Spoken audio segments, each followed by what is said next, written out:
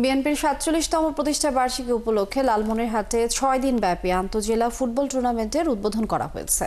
মঙ্গলবার বিকেলে শহরের সোহরাওয়ার্দী মাঠে টুর্নামেন্টের উদ্বোধন করেন বিএনপির রংপুর বিভাগীয় সাংগঠনিক সম্পাদক অধ্যক্ষ আসাদুল হাবিব দুলো।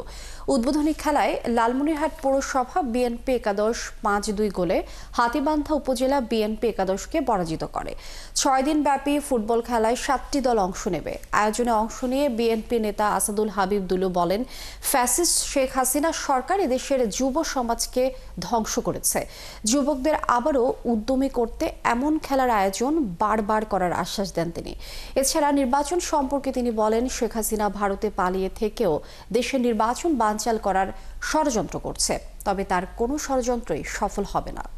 দীর্ঘ ১৭টি বছর একটি ফ্যাসিবাদী সরকারের আওতায় দেশ বিভিন্ন খাতে যেমন ধ্বংসপ্রাপ্ত হয়েছে, একইভাবে খেলাধুলাকেও আমার মনে হয় নির্বাসনে পাঠিয়েছিল।